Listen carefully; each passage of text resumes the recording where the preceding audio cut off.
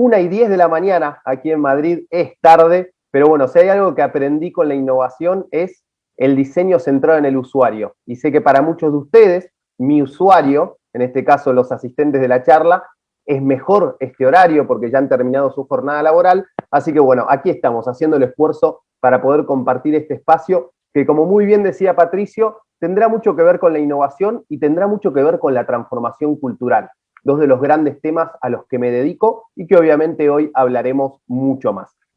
Voy a pasar a compartir pantalla, así empezamos con la presentación del día de hoy. Tengo solamente 30 minutos y tengo muchas cosas para contarles, así que vamos a ir ya sin más preámbulos a el tema del día de hoy, que como hemos dado en llamar a esta charla, se llama Cultura Innovadora, cómo transformar a tu organización. Pero antes de comenzar, me gustaría arrancar con una pequeña actividad para la cual no hace falta que se muevan de sus lugares, pero sí prestar atención a las indicaciones que les voy a dar. Lo que les voy a pedir es bastante sencillo y es que allí en su lugar, en donde estén, se crucen de brazos. Así como aparece esa persona en pantalla, yo también lo voy a hacer. Se crucen de brazos como lo hacen habitualmente.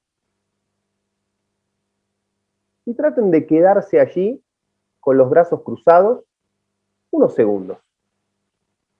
Traten de llevar toda su atención a esos brazos que están cruzados.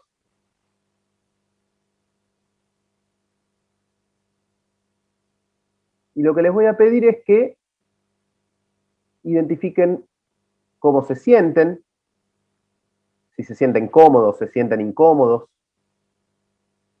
se sienten relajados, tensionados.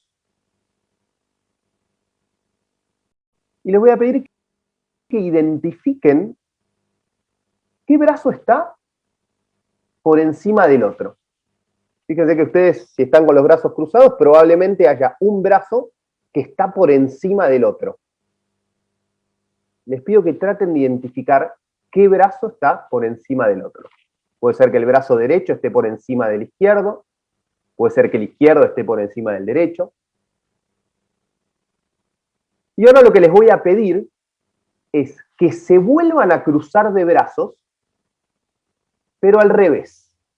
Es decir, si ustedes tenían el brazo derecho por sobre el izquierdo, ahora les voy a pedir que pongan el izquierdo sobre el derecho. Y una vez que lo hagan, de vuelta, me gustaría que se queden allí unos segundos, con los brazos cruzados al revés, y que traten de identificarse cómo se sienten. Cómodos, incómodos, tensos, relajados.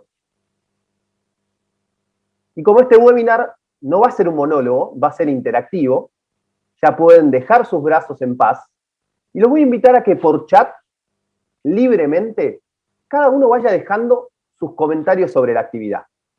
¿Cómo se sintieron? ¿Cómo fue esa primera vez que lo hicieron? ¿Y cómo fue la segunda? Me gustaría invitarlos ya para poder hacer de esta charla un poco más interactiva, invitarlos a dejar todos los chats y comentarios acerca de esta pequeña actividad, ¿sí? Después sí ya comenzaremos con la charla y los temas del día de hoy.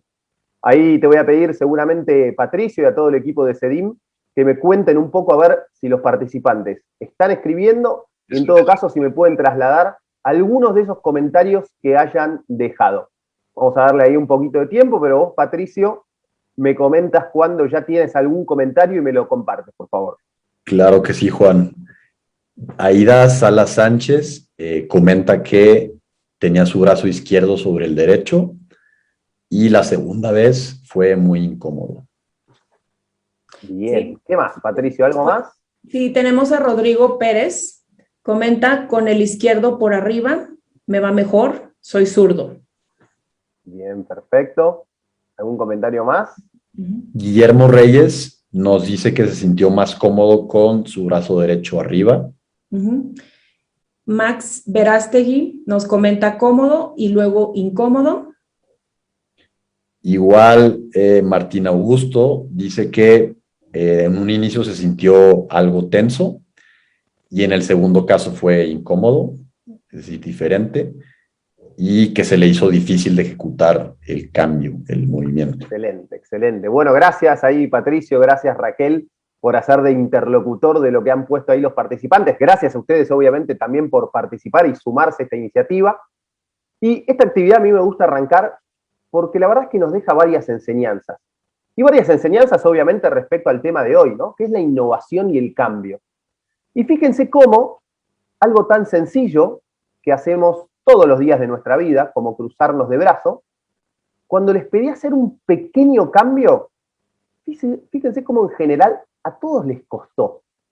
Muchos ahí decían, bueno, sí, me sentí bastante más incómodo la segunda vez que lo hice. Otros también de que tuvieron que pensar la segunda vez de cómo lo iban a hacer. Y justamente cuando nosotros buscamos cambiar, cuando nosotros buscamos innovar en las organizaciones, sucede lo mismo. Sucede que hay personas que se adaptan más rápido a ese cambio o a esa innovación. Muchos de ustedes seguramente se cruzaron de brazos al revés, rápidamente se adaptaron, se sintieron cómodos. Muchos otros les costó un montón. Y muchos otros todavía están pensando cómo deben hacer para poder cruzarse los brazos al revés y hacerlo de la mejor manera. Y en las organizaciones, que son muy grandes muchas veces, sucede exactamente lo mismo. Entonces, lo que vamos a hablar en el día de hoy es un poco más acerca de la creatividad y la innovación. Y ahora vamos a ver que son primas hermanas, pero que son distintas.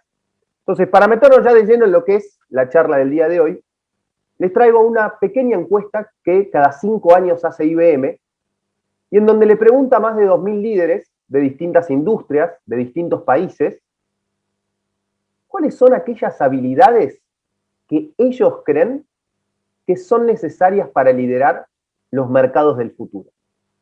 Y tanto en el 2015 como en el 2020, de esos 2.000 líderes que contestaron la encuesta, más de 1.500 pusieron a la creatividad como la habilidad número 1 para liderar el futuro. Vaya que debe ser importante la creatividad. Y la innovación también, ¿no? Es una palabra que cada vez resuena más. Yo aquí camino por las calles de Madrid y veo publicidades que hacen referencia a la innovación. Veo que las universidades buscan alumnos innovadores, las empresas colaboradores innovadores, y la innovación es algo que hace ya un tiempo, es algo que está en la mesa de todos. Son cada vez más los gurúes del mundo del management, Peter Drucker es uno de ellos, filósofo él, que resumen esta frase, me parece algo que hoy todos pensamos, o al menos la gran mayoría, que es que todas las organizaciones requieren hoy una competencia clave, que es la innovación. Ahora, ¿por qué es tan importante innovar en el siglo XXI? Es la pregunta que obviamente aparece ahí en pantalla y que yo les acabo de hacer, y les voy a dejar rápido de fondo estas frases que aparecen ahí, que mientras yo voy hablando pueden, si quieren, ir leyéndolas, que son frases reales, que son frases que en su momento salieron en la prensa, escrita, y que son frases de muchas personas que en su momento eran muy importantes para la sociedad, para el mundo. Por ejemplo, Harry Warner, el presidente de Warner Brothers. Aparece también una frase de Thomas Watson, presidente de IBM, de Bill Gates. Y la verdad es que son todas frases que viéndolas hoy, en el siglo XXI, parecen un poco alocadas, ¿no? Parecen un poco imposibles. Pero en ese momento estas personalidades tan importantes pensaban realmente que era así. Y realmente en ese momento eran paradigmas, eran verdades absolutas. Por ejemplo, ¿quién diablos desea oír hablar a los actores? No lo dijo cualquiera, lo dijo el presidente de Warner Brothers en el año 1924. También por otro lado aparece la frase de Bill Gates, que decía que 640 KB deben ser suficientes para cualquiera, año 1981. Hoy con 640 KB creo que ni una foto podemos sacar. Ahora, como decía, estas frases en su momento eran paradigmas, eran verdades absolutas. Verdades absolutas que se rompían en algún momento, paradigmas que se rompían en algún momento, pero que esos paradigmas se rompían cada 10, cada 20, cada 30 años, y hoy eso cambió. Hoy esas verdades absolutas, hoy esos paradigmas están en constante cambio. Vivimos en un cambio constante. Para muchos, la llegada del COVID-19 hizo que les caiga la ficha, como se dice en Argentina, de que las cosas pueden cambiar de un momento para otro. Pero gracias a Dios, por suerte, hay muchas personas que ya lo venían pensando y por eso empiezan a incorporar cada vez más fuerte la innovación en sus organizaciones. ¿Qué es lo que vamos a hablar en el día de hoy?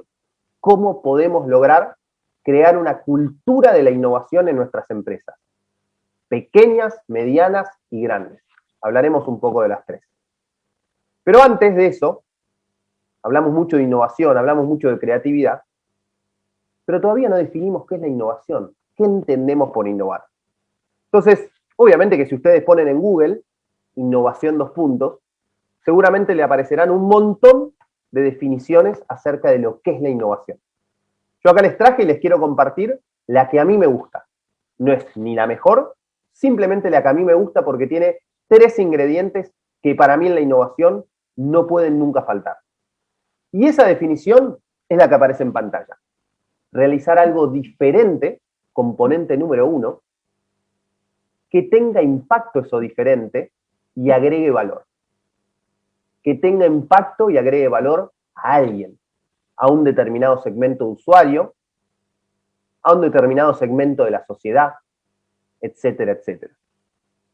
Y me parece importante lo del impacto y agregar valor, porque hoy vivimos en la era de la innovación. ¿Qué quiere decir que vivimos en la era de la innovación? Que por momentos parece que el que no innova muere. Y muchas veces es verdad. Sin embargo, muchas veces caemos en la innovación por el simple hecho de innovar. Y perdemos de vista al usuario y perdemos de vista que esa nueva idea, diferente, genere ese impacto y agregue valor en el usuario. Entonces, a veces vemos en las empresas, con nuestros propios ojos, que de repente las empresas dedican muchísimos recursos, muchísimo dinero, muchísimas personas involucradas en nuevas ideas que buscan salir al mercado, como por ejemplo, esta es una linda analogía, dedican recursos para armar un lindo camino que esté pavimentado con esas baldosas, para que las personas puedan caminar por el parque sin ensuciarse sus zapatos. Y en realidad, la gran necesidad que tiene el usuario de esta plaza, de este parque en este caso, es llegar más rápido a su casa. Y como ven, esa idea que teníamos, por eso es una linda analogía, que era que las personas puedan caminar por un camino pavimentado sin ensuciarse los zapatos, le dedicamos mucho dinero para hacerlo y hoy nadie lo está usando. Todo el mundo, todos nuestros usuarios, buscan acortar camino. De hecho, se armó un cerco en el parque, un camino en el parque, porque nadie usó ese camino. Eso muchas veces sucede en las organizaciones.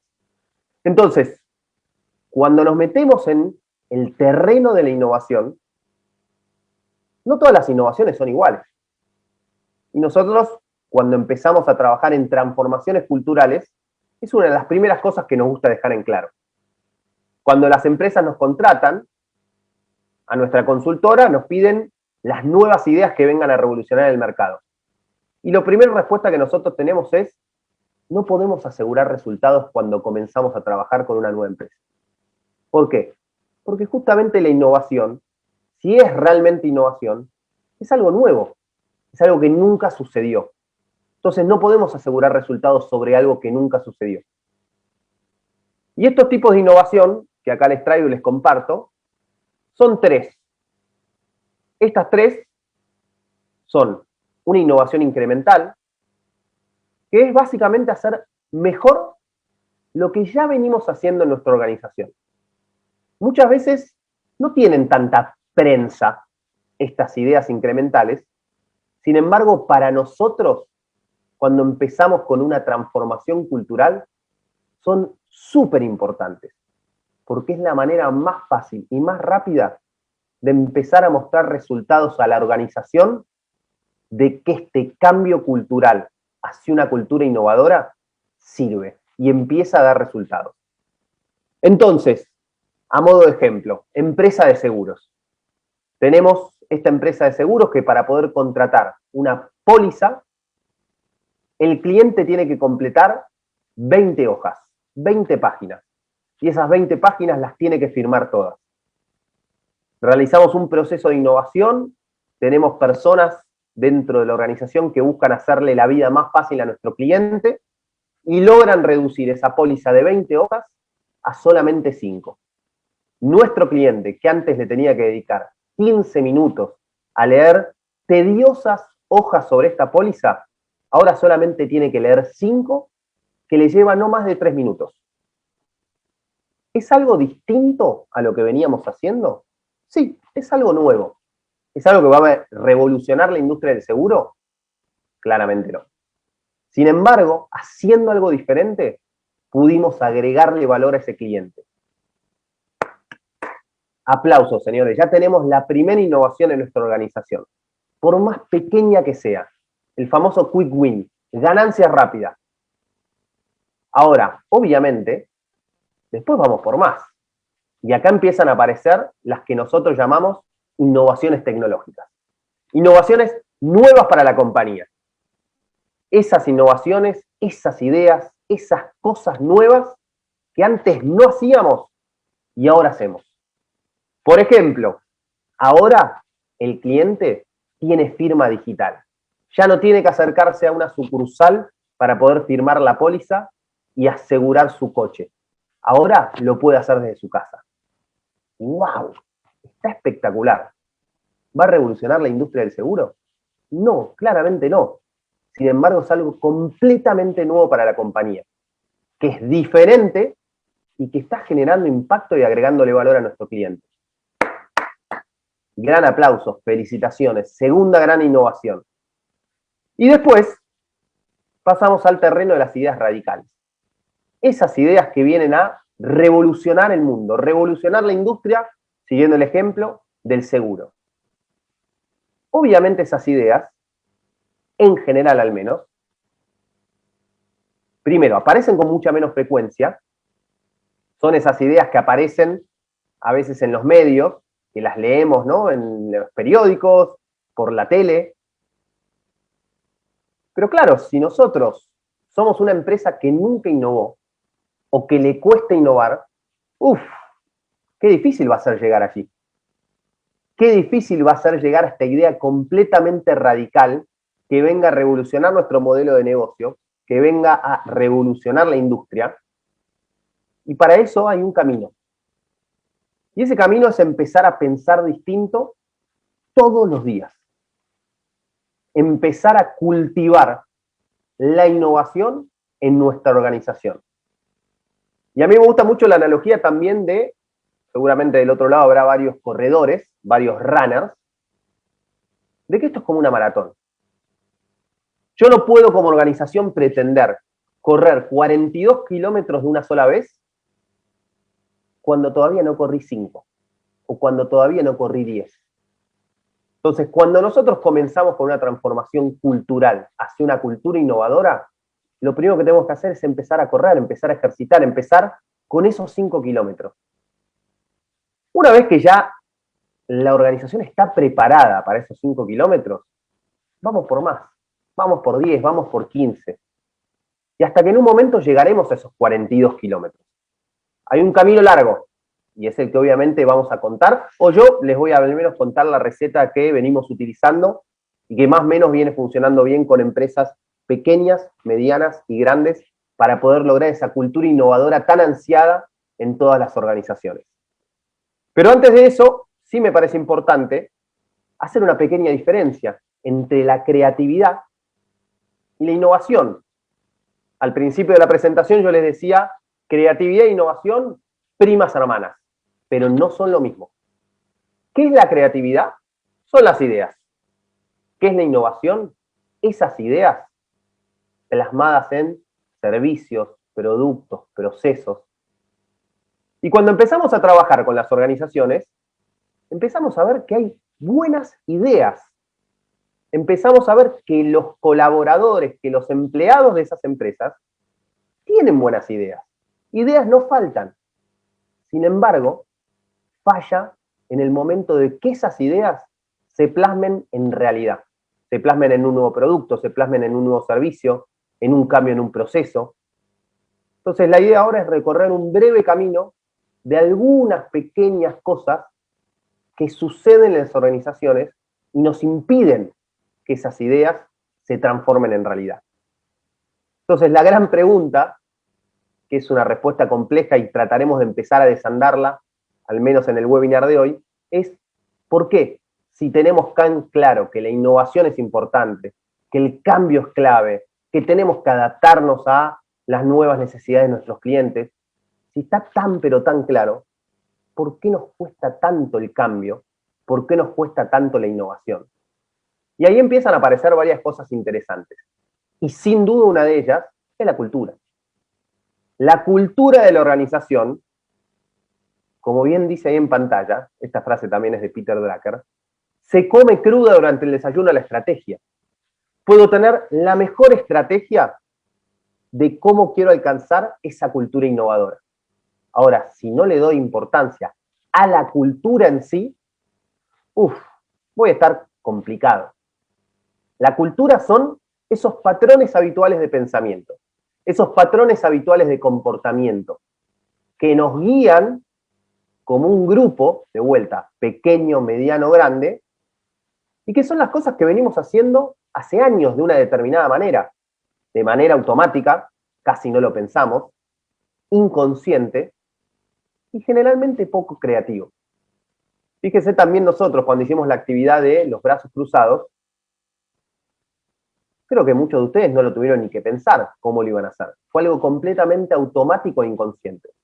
Y también poco creativo. ¿Por qué? Porque lo hicieron igual que lo hacen todos los días de su vida. Y fíjense ese pequeño cambio que quisimos hacer de cruzarnos los brazos al revés en un acto tan sencillo, ¿cómo nos costó? Bueno, eso mismo pasa en una transformación cuando buscamos ir hacia una cultura innovadora. Y lo que tratamos de identificar cuando empezamos a trabajar con las empresas es cuáles son esos malos comportamientos que traban la innovación, que traban ese camino hacia donde queremos ir. Y una de las primeras cosas que aparece sin duda es el mal liderazgo. Muchas veces las grandes organizaciones, la gran mayoría diría, el error está mal visto. No podemos fallar, no nos podemos equivocar. O nos equivocamos y vienen las reprimendas. Ahora, yo lo que les pregunto, y muchos de ustedes deben ser líderes, es ¿cómo vamos a innovar? ¿Cómo vamos a hacer algo nuevo si no está permitido equivocarse? Si lo más probable es que cuando uno hace las cosas por primera vez, es que nos equivoquemos. Fíjense cuando ustedes eran niños, o mismo de adultos, la primera vez que hicieron una actividad laboral, deportiva, recreativa, probablemente no salió tan bien como esperaban ustedes. En la innovación sucede igual. Obviamente hay lugares, hay momentos, hay cosas en las que no nos podemos equivocar. Si yo hace 5 años hago una planilla de Excel, y bueno, esa planilla de Excel debería salir bien. Ahora, ustedes como líderes, ustedes como parte de una organización, lo que hay que preguntarse es, ¿estamos dándonos espacio para equivocarnos? ¿Estamos dándonos espacio para hacer las cosas, entre comillas, mal? ¿Cometer errores en ese camino? Porque si sale mal, si nos equivocamos y somos señalados con el dedo, somos rechazados, y tienen una persona ahí, un colaborador, un empleado que probablemente no busque hacer las cosas diferentes nuevamente. ¿Por qué? Porque se va a acordar de lo que pasó. Que cuando buscó hacer algo distinto se equivocó y su jefe, su gerente, su líder, lo único que hizo fue reprimenda, reprimenda, reprimenda. Soy caso testigo, trabajé en un banco 8 años y medio, cuando era muy pequeño. Busqué hacer un cambio en la manera en que se repartía la caja con útiles escolares a todos los empleados del banco, que tenían hijos, obviamente. Más de 5.000 empleados que tenían hijos, y se les enviaba siempre una caja estándar con los mismos elementos, con los mismos útiles. 3 cajas con hojas rayadas, 2 bolígrafos, 2 cuadernos. Pero claro, las necesidades de cada padre, porque sus hijos iban a escuelas distintas, eran completamente diferentes. Levanté la mano, propuse una idea, la impulsé, que era poder armar una plataforma, esto fue en el año 2011, que en ese momento era casi ciencia ficción, en donde a cada empleado le podamos asignar puntos y que cada empleado pueda armar y personalizada su caja de útiles escolares para su hijo. La idea, cuando la lanzamos, espectacular. La gente alucinada con la nueva idea de que iba a poder armar su caja. Salió pésima la idea. El proveedor que habíamos contratado, que nos había prometido que se podía hacer cargo de semejante cantidad de colaboradores con hijos y armado de cajas, no pudo hacerlo. La escuela comienza en febrero en Argentina, muchos terminaron recibiendo sus útiles escolares entre abril, mayo y junio, y nunca me voy a olvidar lo que hizo mi jefe y mi gerente en ese momento. Me dijo, en esta estamos juntos, vamos para adelante, y acá tenemos que seguir intentando hacer cosas distintas y cosas nuevas. Ese mensaje no me lo olvido más, y fue un antes y un después en el banco y con mi relación con ese líder que tuve. Otra cosa que muchas veces vemos en las empresas, más en las pequeñas y medianas, dejar partir los apegos emocionales del pasado. Porque mi abuelo, cuando llegó a la Argentina, cuando mi abuelo llegó a México y fundó esta empresa hace 45 años, las cosas se hacían de una manera, pero el mundo cambió. Y no podemos seguir apegados a esos aspectos emocionales del pasado. Tenemos que cambiar. No nos queda otra, el mundo cambió. Por más que nuestro abuelo seguramente se esforzó mucho para poder armar esa gran empresa en la que estamos trabajando ahora. Y una linda historia, rápida también, es la de Heinz y su icónica botella. Botella de vidrio, que seguramente ustedes la verán. Hoy es bastante más común verla en restaurantes, no tanto por ahí en las casas de cada uno. Pero durante muchísimos años, desde 1869, esta botella fue prácticamente la misma. Y muchos de los colaboradores de Heinz empezaron a notar que había algunos problemas con la botella. El gran problema que le manifestaban los usuarios era de que el ketchup quedaba al fondo de esa botella y que costaba mucho sacarlo. Había que introducir un cuchillo, por ejemplo, para poder raspar y poder sacar lo que quedaba el ketchup en el fondo. Hubo que esperar hasta el año 1980 para que suceda esto, para que finalmente decidan cambiar esa botella icónica e ir a una botella de plástico que iba a ser mucho más útil para el usuario y que además también era mucho más fácil de producir que una botella de vidrio y más económica. Miren todos los años que tuvo que pasar. Muchas veces, de vuelta, en las pequeñas y medianas organizaciones, tardamos años y años y años por no despegarnos de esos aspectos emocionales del pasado.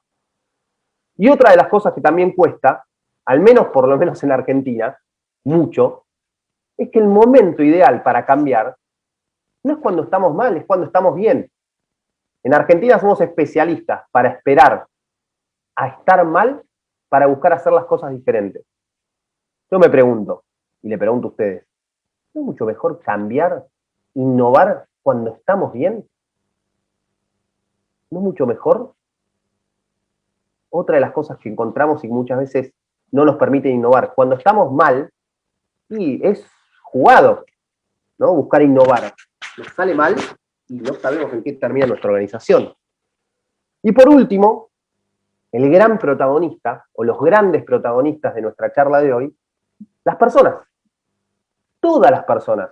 Ya no los líderes, ya no los dueños de las empresas, sino el resto de los empleados. La masa de empleados que son, quieran o no, los que finalmente terminan dando vuelta a la torta.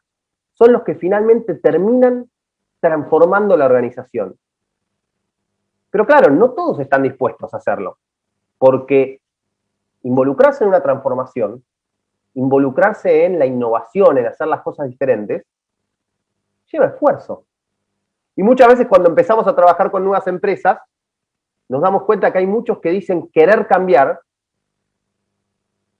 que quieren un cambio. Sin embargo, cuando buscamos personas que nos ayuden en ese cambio, cada vez cuesta más identificarlas. Y es lo que nos vamos a meter ahora de lleno en hablar un poco de cómo poder iniciar esa transformación en sus organizaciones, para después también tener un tiempo a que ustedes puedan hacer las consultas que quieran. Entonces, la pregunta que nos tenemos que hacer, cada uno de vuelta, como líder, como parte de un equipo, es: ¿dónde está mi equipo? ¿Dónde están los miembros de mi equipo? Siempre en un equipo encontraremos gente resistente, ya sea de manera activa, como bien dice en pantalla, o de manera pasiva. Esas personas que van a trabajar porque no les queda otra, ¿no? Son personas resistentes. También están las apáticas, ¿no? Bueno, lo hago porque tengo que hacerlo, me tengo que ganar el sueldo, me tengo que ganar el salario. Otros que están conforme, de acuerdo, ¿no? Bueno, sí, estoy ok, me parece importante hacerlo.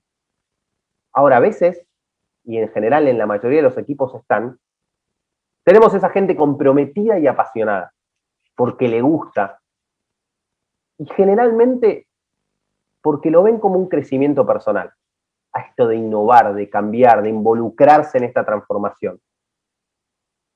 Entonces, lo más importante que nosotros hacemos, y acá les voy a compartir nuestra receta, que como toda receta tiene algunos ingredientes que pueden cambiar, tiene algunos ingredientes que pueden sumarse y otros sacarse, pero es la receta que nosotros usamos cuando empezamos a trabajar con una nueva organización en busca de ir a esa cultura innovadora, hacia esa cultura innovadora. Lo primero que buscamos es cultivar el valor de la innovación. ¿Qué es cultivar el valor de la innovación? Es poner a la innovación sobre la mesa. Es poner a la innovación en el corazón de la estrategia de mi organización. Para eso clave, socios estratégicos, stakeholders, ¿no? ¿Dónde los podemos conseguir? Y, bueno, probablemente si los tenemos de arriba de la organización, ¿no? De la parte de arriba de la pirámide, va a ser mucho más fácil. Por más que seguramente no todos del top management crean en esta transformación, pero al menos necesitamos algunos aliados para arrancar. Y además de esos aliados del top management, necesitamos los que levantan la mano, esos comprometidos, esos apasionados, que van a ser también nuestros grandes aliados para empezar esa transformación. ¿Quiénes son esos que buscan realmente el cambio, que son apasionados, que buscan dejar esa milla extra para lograr esa transformación de ir hacia una cultura innovadora? Bueno, nosotros nos tratamos de identificar. ¿Cómo? Comunicación, convocatorias abiertas. Empezamos con un nuevo proyecto de innovación. ¿Quién quiere sumarse? Y ahí empiezan a aparecer manos. Gente que de vuelta tiene ganas de sumar, tiene ganas de participar. Y a partir de eso empezamos, de a poco, a introducir cierta metodología. Lo primero que nos encontramos cuando empezamos a trabajar con nuevas organizaciones es que la gente piensa que para innovar nos tenemos que juntar en un parque y hacer un brainstorming y que salgan buenas ideas. No conocen absolutamente nada de la metodología detrás que hay de la innovación. No es simplemente ir al parque, fumar alguna sustancia extraña y que se empiezan a aparecer buenas ideas, sino que hay metodología y procesos que los empezamos a compartir con ellos. Y también lo que empezamos a hacer es empezar a detectar dentro de esas primeras personas que se suman, de esos equipos de innovación que comienzan a trabajar con problemas, con retos reales de la organización, para poder aportar soluciones creativas, innovadoras a esos retos, empezamos a tratar de detectar esos posibles agentes de cambio, esos posibles impulsores de la innovación. Esas personas que, ahora van a ver, van a ser nuestros grandes aliados después a continuación. Cuando hablamos de metodología de proceso es adaptar el proceso de innovación a la organización con la que estamos trabajando. No siempre el proceso de innovación es igual. Hay algunas personas que definir el reto en el que quiere trabajar, el problema que quiere solucionar, es una parte que cuesta. Otras lo tienen clarísimo. yo quiero trabajar innovación para solucionar este problema. Otros, la etapa de descubrir, es clave, la etapa de research, de salir a investigar un poco más acerca de ese reto, de ese problema, entenderlo bien, poder entender bien qué hace la competencia, qué sucede en el mundo, qué otras iniciativas análogas hay en otras partes del mundo. La etapa de diseñar, que también muchas empresas les cuesta, porque no hay ese espacio para divagar, para diverger. Esta etapa de diseñar es la etapa de generar ideas, de mayor divergencia de todo un proceso de innovación, de completamente buscar la disrupción. Una etapa de desarrollar que es ya una etapa mucho más racional, en donde de todas esas ideas que se han generado, es necesario empezar a definir con cuáles vamos a avanzar para llegar a esa última etapa que es implementar la idea, testear la idea. La primera vez que le mostramos esto a muchos participantes, a muchos impulsores de la innovación, con los que empezamos a trabajar, les parece ciencia ficción, pero se empiezan a dar cuenta de que hay un proceso, de que hay etapas, y que cumpliéndolas podemos llegar a resultados más o menos innovadores. Y la clave de esta primera etapa es empezar a mostrar resultados, por más pequeños que sean, porque al mostrar resultados, empezamos a sumar más gente a esta transformación. Ah, esa transformación, esas personas que empezaron a participar de esas actividades de innovación, no iban a perder el tiempo. Si la última idea, nuestro último producto, nuestra última mejora, salió de ese grupo de trabajo, de ese grupo multidisciplinario. Sí, que uno tenía que anotarse de manera voluntaria, que había que poner bastante esfuerzo, y ahí ya el resto del top management, que al principio mucha importancia no le había dado a esas iniciativas, empieza a prestar atención y empieza a decir, ojo, porque empieza a haber resultados de esta transformación, por más pequeña que haya empezado. Y ahí es cuando la rueda empieza a girar. Y ahí es cuando empezamos con actividades ya más formales, más estructuradas. Empezamos a involucrar cada vez más gente. Empezamos a tener recursos dedicados. Ya de repente hay un responsable de innovación en la empresa. Ya de repente hay personas que tenemos identificadas como agentes de cambio y parte de su evaluación de desempeño, al menos una pequeña parte, depende de sus actividades en innovación.